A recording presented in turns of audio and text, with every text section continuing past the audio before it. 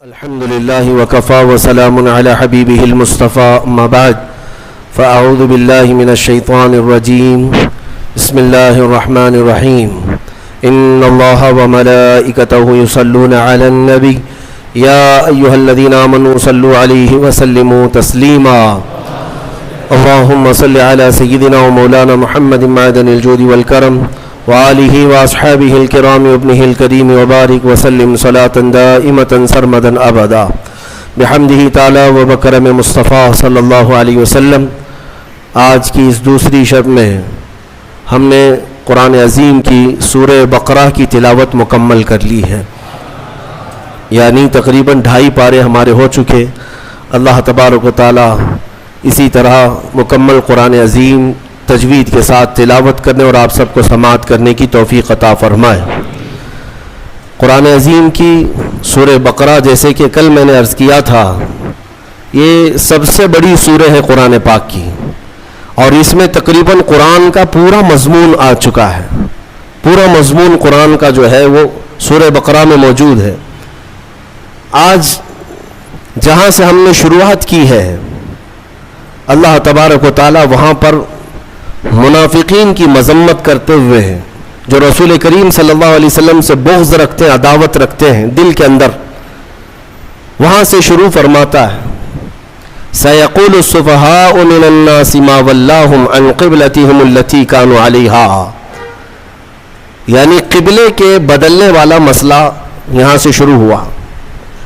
بات یہ تھی کہ پہلے تمام مسلمانوں کا قبلہ بیت المقدس تھا، مسجد اقصی جو فلسطین میں آج واقع ہے۔ بیت المقدس مسجد اقصی کی طرف سب لوگ منہ کر کے نماز پڑھتے تھے۔ پچھلے انبیاء اکرام کا بھی قبلہ رہا ہے، بہت سارے انبیاء اکرام علیہ السلام کا قبلہ بیت المقدس ہی تھا۔ خود رسول کریم صلی اللہ تعالی علیہ وسلم بھی بیت المقدس کی طرف منہ کر کے ہی نماز پڑھتے رہے، جب تک مدینہ طیبہ میں ہجرت کر کے پہنچے، اور وہاں پر بھی 17 مہینے تک حضور پاک صلی اللہ علیہ وسلم مسجد اقصی بیت المقدس کی طرف منہ کر کے نماز پڑھتے رہے۔ لیکن ایک وقت ایسا آیا میرے عزیزوں، رسول کریم صلی اللہ تعالی علیہ وسلم ظہر کی نماز پڑھا رہے تھے صحابہ کو۔ میں توجہ چاہتا ہوں، مدینے میں دونوں قبلوں کا جو رخ ہے بالکل اپوزٹ ہے۔ بیت المقدس اس طرف ہے، خانہ کعبہ اس طرف ہے، دونوں اپوزٹ سائیڈ میں ہیں، دو قبلے۔ آج ہم کس طرف منہ کر کے نماز پڑھتے ہیں؟ خانہ کعبہ کی طرف، کعبے کی طرف منہ کر کے۔ بیت المقدس مدینے میں جب کھڑے ہوں گے تو بالکل اپوزٹ سائیڈ میں ہوگا، کعبے کے اپوزٹ سائیڈ میں۔ حضور اکرم صلی اللہ تعالی علیہ وسلم ظہر کی نماز صحابہ کو پڑھا رہے تھے بیت المقدس کی طرف منہ کر کے۔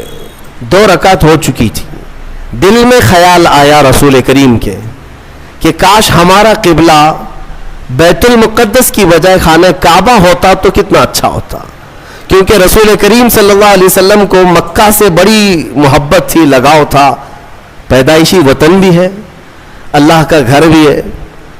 خانہ کعبہ کی طرف اگر ہمارا منہ ہوتا تو کتنا اچھا ہوتا، یہ کہاں حضور پاک کے دل میں خیال آیا۔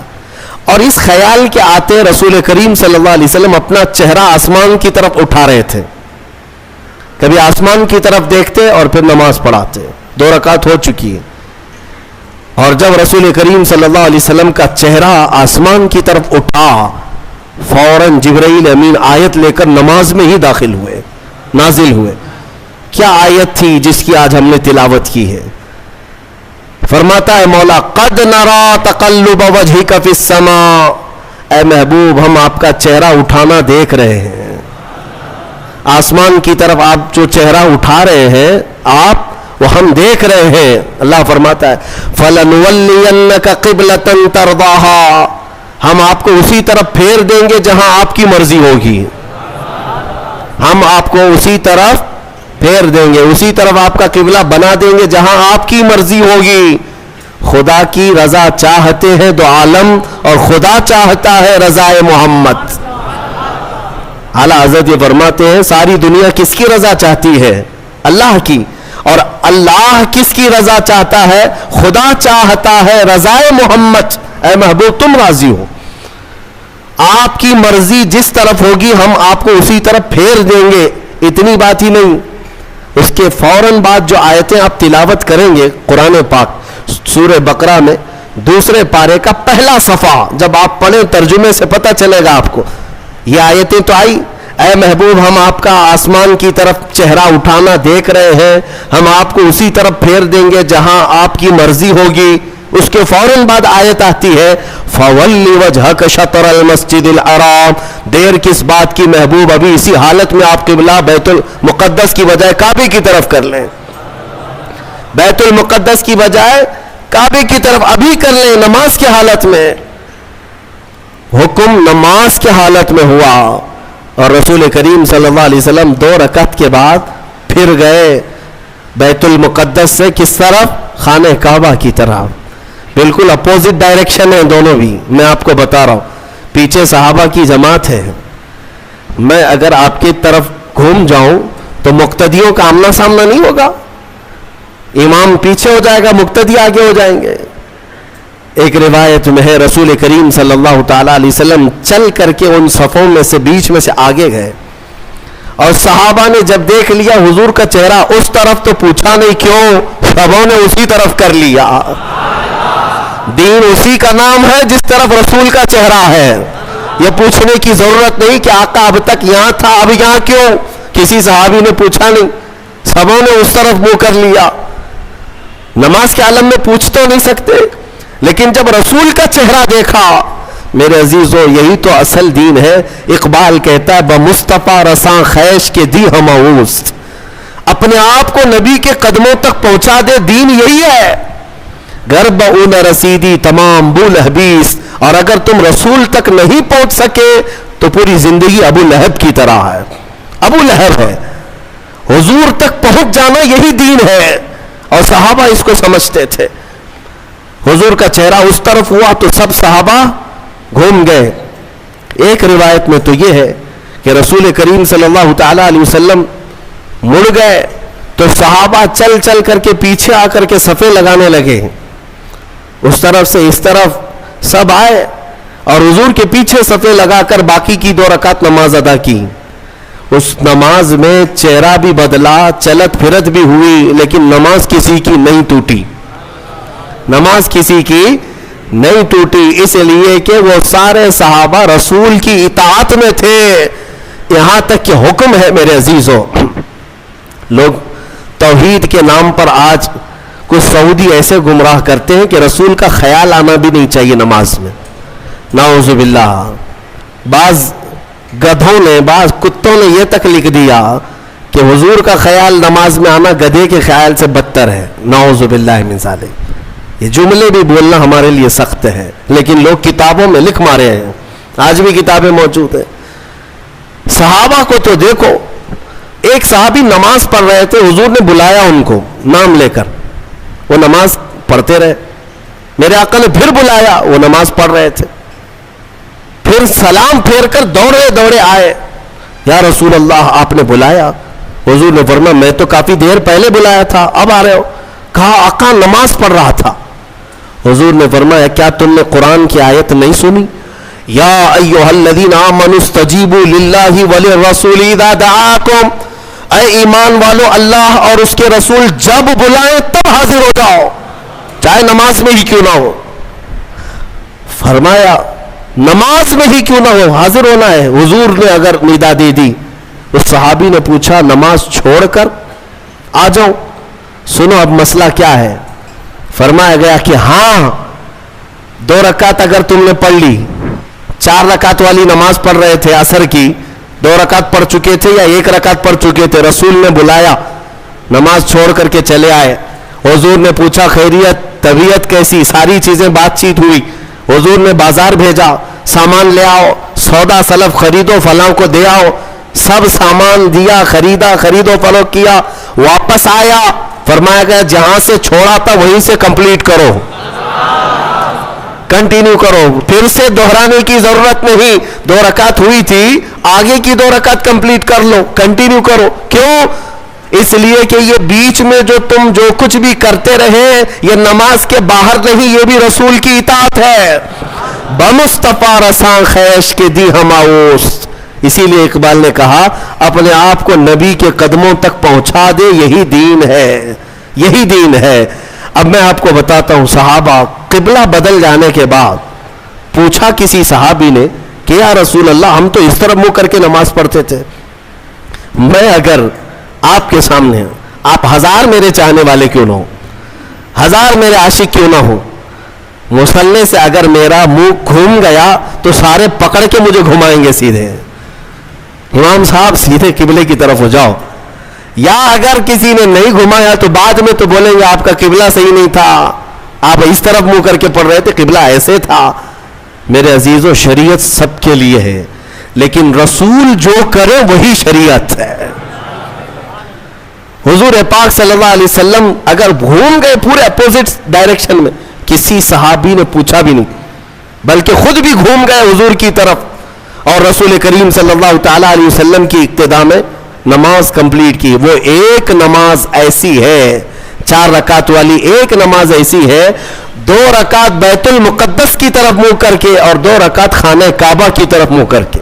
باقی کسی کی ایسی نماز نہیں ہے. آج بھی وہ مسجد مدینہ طیبہ میں موجود ہے جس کو مسجد قبلتین کہتے ہیں، جہاں یہ قبلہ بدلا تھا، جہاں یہ آیت اتری تھی. اب جو کہنا ہے مجھے وہ یہ ہے، حضور پاک صلی اللہ تعالی علیہ وسلم کے چہرے پاک کا حال یہ ہے کہ اگر آسمان کی طرف اٹھ جائے تو قیامت تک کے لیے قبلہ بدل جائے. سوچو تو ذرا صحیح، اس چہرے پاک کا اثر یہ ہے کہ اگر اٹھ گیا آسمان کی طرف تو ہمیشہ کے لیے قبلہ بدل گیا. جس طرف اٹھ گئی دم میں دم آ گیا، اس نگاہ عنایت پہ لاکھوں سلام. حضور پاک صلی اللہ تعالی علیہ وسلم کے چہرے پاک کے بارے میں تم سمجھ رہے ہو، قبلہ جب مسلمانوں کا قیامت تک کے لیے بدل سکتا ہے تو ایک بار وہ چہرہ اگر ہم سب کی طرف ہو جائے. میرے آقا آؤ کہ مدت ہوئی ہے تیری راہ میں اکھیاں بچھاتے بچھاتے، بڑے دن ہوئے ہیں تیری حسرتوں میں تیری یادوں میں، بڑے دن ہو گئے گھر کو سجاتے سجاتے. اے مومنو تمنا یہ کرو حضور کی بارگاہ میں ہمیشہ کہ وہ چہرے جمال جہاں آرا ایک بار نظر آ گیا تمہیں تو تمہارا یہ ادھر ادھر کا قبلہ بدل جائے گا، پھر تمہارا قبلہ اسی محبوب دو جہاں کی طرف ہوگا. ہمارے دلوں کے قبلے کو بدلنا بھی یہ میرے حبیب پاک صلی اللہ علیہ وسلم کا اثر ہے. اب منافقین جو ہے بات بنانے لگ گئے. میں یہاں پر ایک اور نقطہ عرض کر دوں. صحابہ کا حال یہ تھا کہ انہوں نے کسی نے پوچھا نہیں 2 رکعت ادھر اور 2 رکعت ادھر کیوں، بلکہ صحابہ جانتے تھے کہ جو رسول کرے وہی دین ہے، وہی شریعت ہے. ایک صحابی سے پوچھا حضور پاک صلی اللہ تعالی علیہ وسلم ظہر کی نماز میں قرات کرتے تھے کہ نہیں کرتے تھے؟ حضور ظہر کی نماز میں قرات کرتے تھے یعنی آپ سب کو معلوم ہے نا 3 نمازیں جہری ہیں، 2 نمازیں سری ہیں. فجر مغرب عشاء اس میں زور سے قرات کرتے ہیں امام، ہے نا، اور ظہر اور عصر میں زور سے نہیں کرتے، خاموش. لیکن کرتے ہیں کہ نہیں کرتے تم کو کیا معلوم؟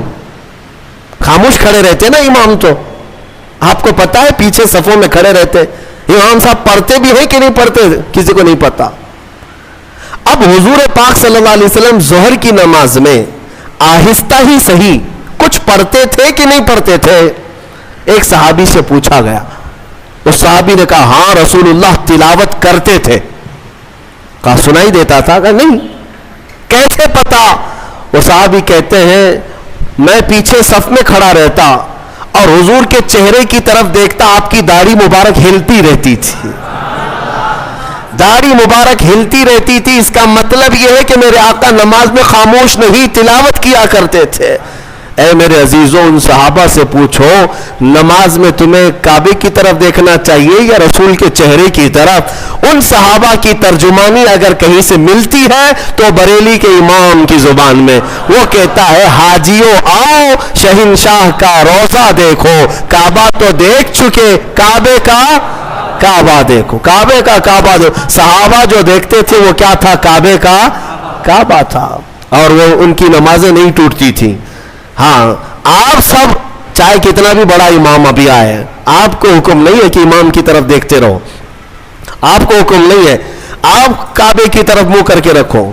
اب کے زمانے میں امام کے پیچھے ہیں آپ, لیکن امام کو دیکھتے مت رہو نماز میں کہ امام کی ٹانگ اٹھی ہے یا پیر اٹھا ہے, پیجامہ نیچے آیا ہے, کیا ہو رہا ہے اس کا نماز میں. یہ تمہیں حکم آج نہیں ہے. نماز میں اگر کھڑے ہو گئے تو قبلے کی طرف منہ رہے.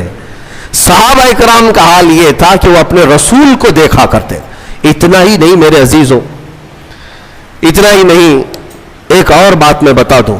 آج مدینہ طیبہ میں اگر آپ جائیں گے, اللہ سب کو حاضری نصیب فرمائے.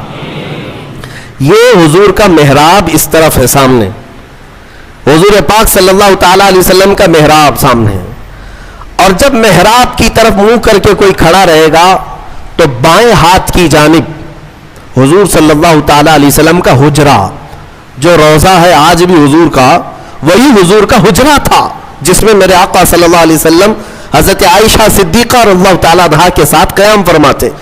وہ حجرہ عائشہ صدیقہ ہے جس میں میرے آقا دفن ہے. آج کہاں ہے وہ؟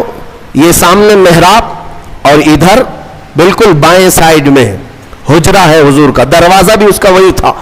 جب اقامت یہاں بولتا مؤذن, حضور حجرے سے نکلتے تھے, اور جب حضور حجرے سے نکلتے صحابہ کھڑے ہو جاتے تھے اور صفیں لگ جاتی تھی. اندازہ کرو قبلہ ادھر ہے اور حضور کا حجرہ ادھر ہے بائیں جانب. حضور اکرم صلی اللہ تعالی علیہ وسلم کی وفات سے چند دنوں پہلے کی بات ہے, یہ آخری ایام ہے ظاہری زندگی کے, جب رسول کریم صلی اللہ تعالی علیہ وسلم علالت میں تھے. تکلیف بہت زیادہ تھی, بخار کی شدت تھی, 1 مہینے تک بخار کی شدت رہی سفر کے مہینے میں. ان دنوں میں بعض مرتبہ ایسا ہوا حضور اکرم صلی اللہ تعالی علیہ وسلم اپنے حجرے سے نکلتے تو 2 صحابہ کے کندھوں پر ہاتھ رکھ کر کے آتے تھے. تکلیف کی شدت تھی لیکن پھر بھی مسجد میں آ جاتے تھے. لیکن آپ کی وفات سے چند دن پہلے ایسے حالات پیش آئے کہ حضور اپنے حجرے سے باہر نہیں آتے تھے. صحابہ کی نمازیں کون پڑھاتا تھا؟ حضرت ابو بکر صدیق پڑھاتے تھے. مصلی پر آپ بڑھتے, نمازیں آپ پڑھاتے. 17 نمازیں حضرت ابو بکر صدیق نے پڑھائی. ایک روایت میں پڑھتا ہوں تو آنکھیں بھیگ جاتی ہیں. مغرب کی اذان ہو چکی, صفیں لگ چکی, مؤذن اقامت بول چکا, حضرت ابو بکر صدیق مصلی پر جا چکے, تکبیر باندھ لیے. اچانک حضور کا حجرہ کھل گیا. کئی دن سے میرے آقا آئے نہیں تھے. جیسے حجرہ کھلا سارے صحابہ مڑ کر کے میرے آقا کی طرف دیکھنے لگ گئے. قبلے کی طرف نہیں, حجرے کی طرف سب مڑ گئے. اور جب رسول کریم صلی اللہ تعالی علیہ وسلم کے چہرے پاک کی چمک دیکھا, سارے صحابہ کے دلوں میں ایسی رقت طاری ہو گئی, ان کی آوازیں بلند ہو گئی. بعض نے ہاتھ پر آواز مار مار کر کے کہا, ابو بکر پیچھے آ جاؤ, آفتاب رسالت آ چکے ہیں, رسول کریم صلی اللہ تعالی علیہ وسلم آ چکے. میں یہ نماز کی حالت کی بات کر رہا ہوں. نماز کی حالت, صحابہ جانتے تھے کہ رسول کی رضا ہی یہ اللہ تک پہنچنے کا ذریعہ ہے. اگر رسول کو راضی کر لیا تو ساری عبادتیں ہیں, اور اگر وہ راضی نہ تو ساری عبادتیں فضول ہیں. صحابہ اکرام رضوان اللہ تعالی علیہ مجمعین نے جب آواز لگائی تو وہ ابو بکر صدیق مصلی پر جو ہے میرے عزیزوں, مصلی پر جا چکا امام, تکبیر باندھا ہوا امام, جب آواز آئی پیچھے سے تو وہ خود بھی بائیں جانب مڑ کر دیکھتے ہوئے پیچھے کی طرف آنے لگ گئے. نماز توڑ کر کے نہیں, رکعت باندھ کر کے پیچھے کی طرف آنے لگ گئے. رسول کریم صلی اللہ تعالی علیہ وسلم جب تشریف لائے تو مصلی پر میرے آقا صلی اللہ تعالی علیہ وسلم کو بٹھایا گیا. یہ کیسی نمازیں تھیں, کیسی نماز. ہم اور آپ اگر حرکت بھی کریں تو نماز ٹوٹ جائے, نماز باطل ہو جائے, فاسد ہو جائے. لیکن رسول کے لیے اگر چہرہ پھر بھی گیا تو نماز باطل نہیں, بلکہ میں کہتا ہوں وہی تو عین نماز ہے. ظالمو, تم کہتے ہو رسول کا خیال آنا, معاذ اللہ رب العالمین برے کلمات کہتے ہو, گدھے کے خیال سے بدتر ہے. ان صحابہ سے پوچھو, وہ اللہ رب العزت کی عبادت کرتے تھے لیکن رسول کے چہرے کو بھی دیکھا کرتے تھے. اس لیے میں نے کل ہی آپ کے سامنے یہ عرض کیا, قرآن کی اگر تفسیر بھی سننا ہو تو اے سنیو, شرط یہ ہے کہ دل کو محبت مصطفیٰ کا ایک عظیم مدینہ بناؤ, تبھی تمہیں قرآن کی آیتیں سمجھ میں بھی آئے گی, تبھی تمہیں قرآن کا لطف بھی ملے گا اور لذت بھی ملے گی. اور حضور کو چھوڑ کر کے کچھ سننا چاہو تو پھر اندھیرا اندھیرا, کچھ نہیں ہے. بہرحال یہ قبلے کے تبدیل ہونے والی جو آیتیں آئیں, اس پر یہودیوں نے بہت واویلا مچایا, بہت واویلا مچا رہے. اتنے سالوں سے قبلہ تھا, نبیوں کا قبلہ تھا, انہوں نے بدل دیا, انہوں نے بدل دیا, یا آ کر کے بدل دیے. اس طرح کی باتیں آنے لگی تو رب تبارک و تعالیٰ نے ابھی اپنے حبیب صلی اللہ تعالیٰ علیہ وسلم سے یہ فرمایا, آپ ارشاد فرمائیں وَمَا أَنْتَ بِتَابِعٍ قِبْلَتَهُمْ, آپ فرما دیں ان سے کہ میں تمہاری قبلے کی پیروی کرنے نہیں آیا, بلکہ رسول جو کہہ دیں گے وہی قبلہ ہے. عزیزان گرامی وقار, قبلے کی تبدیلی کا حکم جو آیا وہ اسی پارے میں اس کا ذکر ہے, اور اس کے بعد پورے دوسرے پارے میں کئی احکام نازل ہوئے, کئی احکام ہیں شہیدوں کے متعلق اسی آیت میں ہے. فرمایا رب تعالیٰ نے جو اللہ کی راہ میں مارے جائیں انہیں مردہ نہ کہو, وہ زندہ ہیں, بل احیاء ولکن لا تشعرون. بعض لوگ ہم سے پوچھتے ہیں آپ رسول کو وفات کے بعد بھی زندہ مانتے ہیں, قرآن کی کوئی دلیل ہے آپ کے پاس؟ قرآن کی کوئی دلیل ہے, قرآن کی کوئی آیت ہے؟ میاں میں وہی پڑھ رہا ہوں آپ کے سامنے, وَلَا تَقُولُوا لِمَنْ يُقْتَلُ فِي سَبِيلِ اللَّهِ أَمْوَاتٌ, جو اللہ کی راہ میں مارے گئے ہوں انہیں مردہ نہ کہو. ہر سنی مسلمان جانتا ہے. تو سب سے پہلے یہ کہتے ہیں لوگ, ارے میاں یہ تو شہیدوں کے لیے آئے تھا. ہم کہتے ہیں کیٹیگری اگر آپ کو بتاؤں شہید کا مقام کب آتا ہے, اللہ تعالیٰ نے آیت میں فرمایا انعم اللہ علیہم من النبیین والصدیقین والشہداء والصالحین. 4 لوگوں کا ذکر قرآن میں اللہ نے فرمایا جن پر اللہ نے انعام نازل کیا. نمبر 1 النبیین, انبیاء سب سے پہلا مقام ہے. والصدیقین, دوسرے نمبر پر صدیق ہوتے ہیں.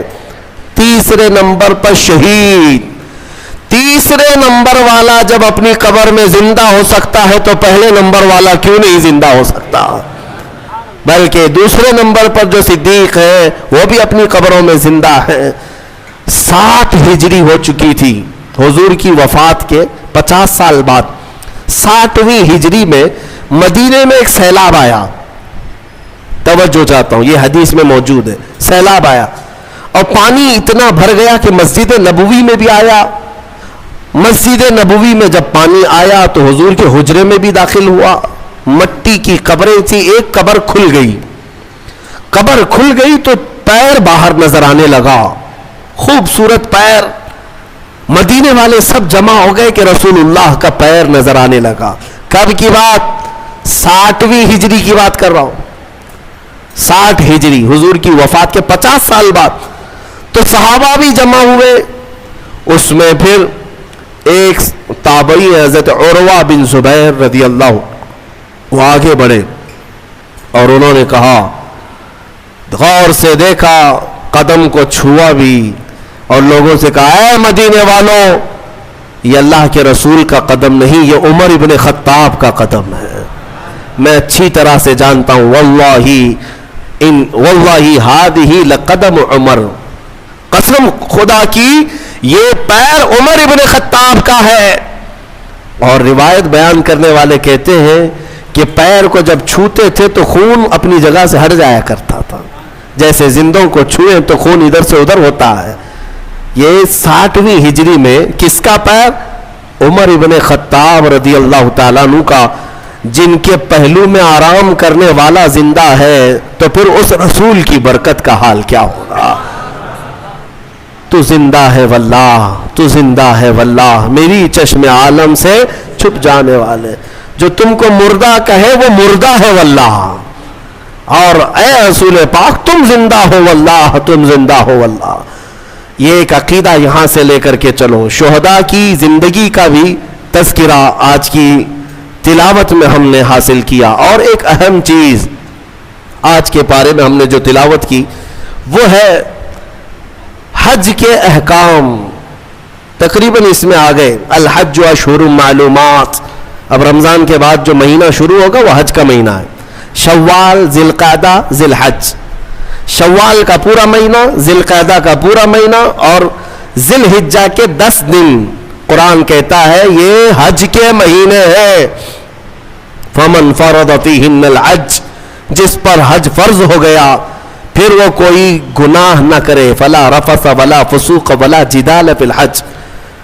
زنا، خواہشات نفسانیہ یا پھر جھگڑا یا پھر کوئی ایسا فسق والا عمل نہ کرے حج جس پر فرض ہو گیا. اب حج کس پر فرض ہوا؟ ہمارے ہاں تو یہی حال ہے کہ بیٹی کی بھی شادی ہو چکی ہو، بیٹے کی بھی ہو چکی ہو، سب کے عقیقے بھی ہو چکے ہوں، ان کے تمام کام سب ہو چکے ہوں، بال سفید ہو گئے ہوں، کمر ٹیڑھی ہو گئی ہوں، تب حج فرض ہو رہا ہے.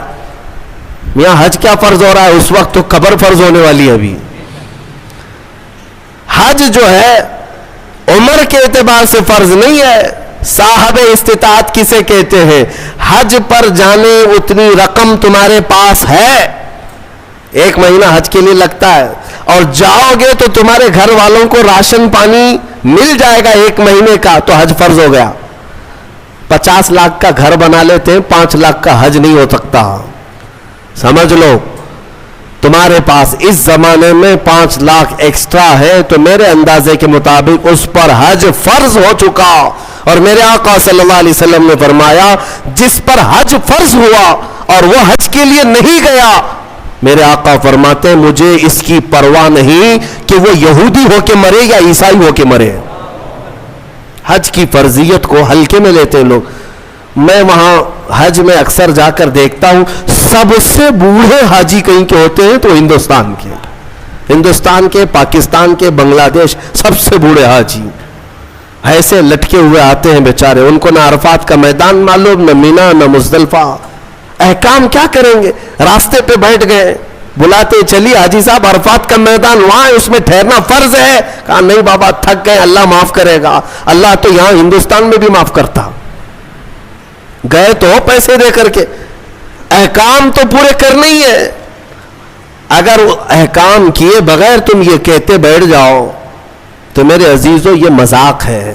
اسی لیے جوانی میں اگر مال آ گیا، استطاعت آ گئی تو جوانی میں حج فرض ہے.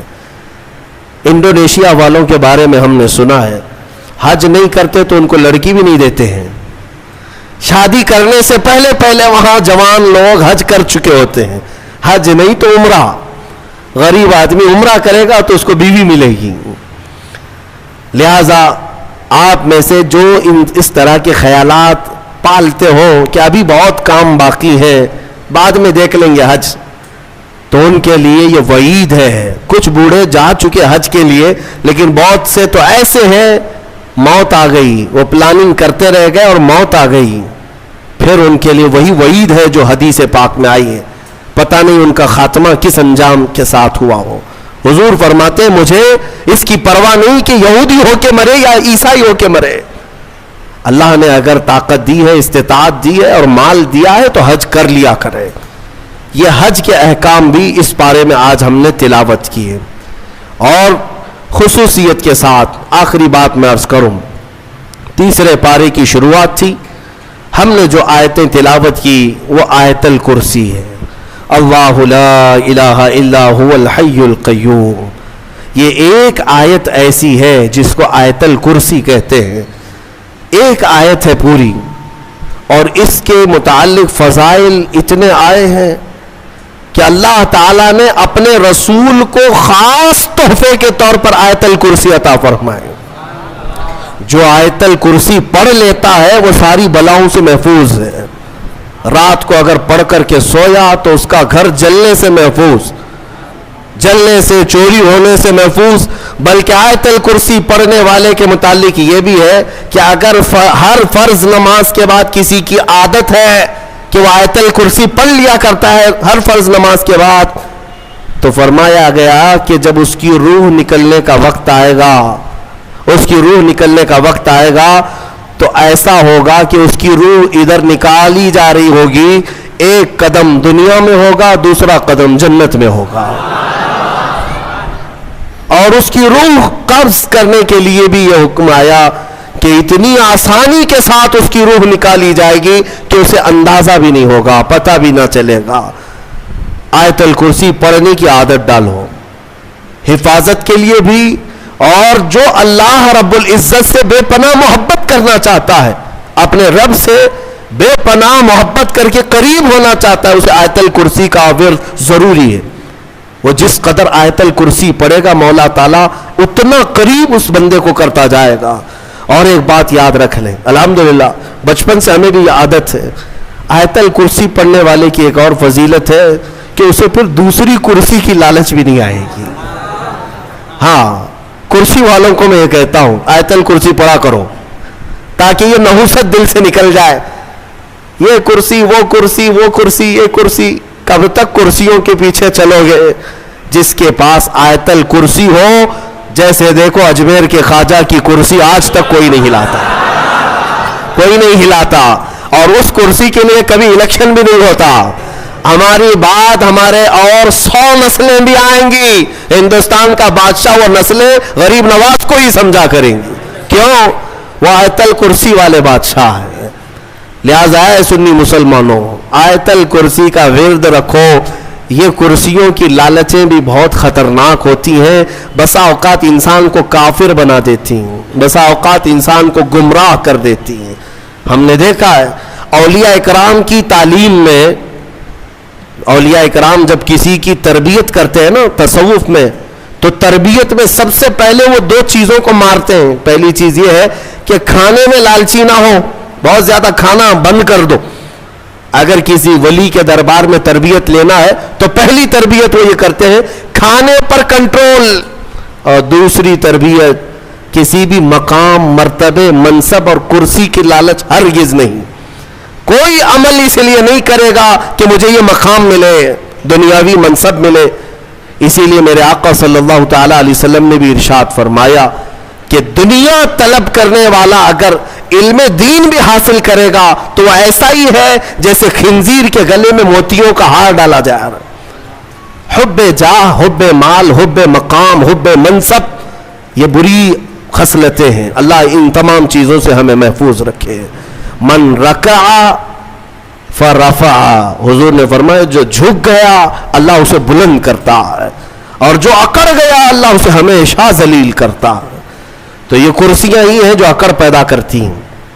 آیت الکرسی کا ورد ہمیشہ رکھو، بہت ساری چیزوں سے تمہیں محفوظ کر دے گی. آخری بات، اس میں تیسرے پارے کی ایک بہت ہی اہم چیز بیان ہوئی ہے. وہ کیا ہے؟ ابراہیم علیہ الصلاۃ والتسلیم نے ایک بار اللہ رب العزت کی بارگاہ میں سوال کیا، اے مولا مجھے دکھا تو مردوں کو زندہ کیسے کرتا ہے.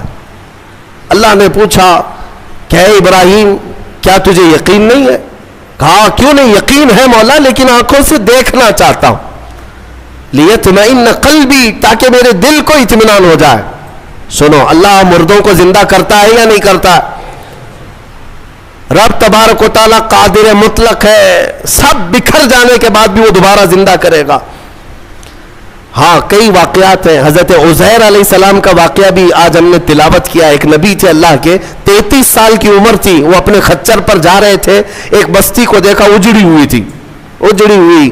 انہوں نے یہ پوچھا اللہ کی بارگاہ میں کہ مولا یہ سب پوری بستی اجڑ گئی، یہاں نہ سبزے اگتے ہیں، نہ درخت، نہ پودے، کچھ نہیں، کیا پھر اس بستی کو تو دوبارہ زندہ کرے گا؟ تو حضرت عزیر علیہ السلام کو اسی وقت نیند لگ گئی، سو گئے. وہ سوئے تو 100 سال کے لیے سو گئے، 100 سال کے لیے وہی سو گئے. اور جس خچر پر آئے تھے، جو کھانا لے کر کے آئے تھے، اس کو بھی نیند لگ گئی. نیند کیا ہے؟ موت کی بہن ہے. اللہ نے سلا دیا. 100 سال کے بعد اٹھایا اللہ نے. پوچھا عزیر سے کتنے دن یہاں ٹھہرے رہے؟ کہا میں تو صبح آیا تھا، دوپہر ہو رہی ہے. اللہ نے فرمایا ذرا اپنے خچر کو دیکھو, تمہارے کھانے کو دیکھو, تم 100 سال یہاں ٹھہرے ہو. حضرت عزیر جب اٹھے اور گئے تو ان کی عمر تو 33 تھی, ان کی عمر تو 33 سال ہی تھی. مولا 100 سال سلایا, اس کے بعد بھی جوان ہی اٹھایا. جب اپنی آبادی میں آئے تو ان کے زمانے کے بچے بھی بوڑھے ہو چکے تھے. خود ان کی اولاد جو ان کے بیٹے تھے وہ ان سے بھی بڑے ہو چکے تھے. 118 سال, 115 سال, 110 سال کے ان کی عمریں ہیں, اور حضرت عزیر کی عمر تو 33 سال ہے. حضرت عزیر آئے اور کہا میں عزیر ہوں, اللہ کا نبی. لوگوں نے انکار کر دیا کہ وہ 100 سال پہلے جا چکے, تم کہاں سے آئے ابھی. ایک خاتون جو ان کے گھر کی کنیز تھی وہ بہت بوڑھی ہو چکی تھی, اس نے کہا میں عزیر کو 2 علامتوں سے پہچانتی ہوں, اگر وہ 2 علامتیں اس کے اندر ہیں تو یہ عزیر ہے. وہ آئی, کہا ایک تو یہ ہے کہ پورے زمانے میں تورات اگر کسی کو لفظ بلفظ یاد ہے تو صرف عزیر علیہ السلام کو, کسی کو نہیں. ایک علامت یہ ہے. دوسری یہ ہے کہ ان کی پیٹھ پر ایک نشان ہے جو کسی کے اندر نہیں ہے, وہ میں دیکھ چکی ہوں. حضرت عزیر کو جب اس بوڑھی نے یہ کہا تو حضرت عزیر علیہ السلام نے لفظ بلفظ پوری سورہ تورات سنا دی, اور ان کی پیٹھ پر وہ نشان بھی باقی تھا. تو اس خاتون نے پکار کر کہا اے لوگوں, یہ اللہ کی قدرت ہے, یہی عزیر ہے جو 100 سال پہلے ہم سے بچھڑا تھا, آج مولا نے 100 سال بعد دوبارہ اسے ہمارے ہاں اٹھا کر لایا ہے. یہ واقعہ کیوں پیش آیا؟ یہ ان منکرین کو بتانے کے لیے جو یہ سمجھتے ہیں کہ موت کے بعد پھر اللہ کسی کو نہیں اٹھا سکتا, اسی لیے کچھ لوگ جلا کر راکھ کرتے ہیں, کچھ لوگ چیل کووں کو کھلا دیتے ہیں کہ مرنے کے بعد پھر پکڑ نہیں ہونی چاہیے. یہ شراب کیوں پیتا تھا, چوری کیوں کرتا تھا, کوئی ڈنڈے مارنے والا نہ ہو, ہم تو اس کو جلا کے راکھ کر چکے. مولا قرآن میں بیان فرماتا ہے جو رب ایک پانی کے قطرے سے تمہیں انسان بنا سکتا ہے, تمہاری راکھ کو جمع کر کے دوبارہ تمہیں زندہ کیوں نہیں کر سکتا؟ وہ قادر مطلق ہے, دوبارہ اٹھائے گا. ہمارا عقیدہ کیا ہے؟ موت کے بعد ہم دوبارہ ہوں گے کہ نہیں ہوں گے, لیکن اس دنیا میں نہیں, پرن جنم نہیں. ہاں, یہ پرن جنم والا نہیں ہے.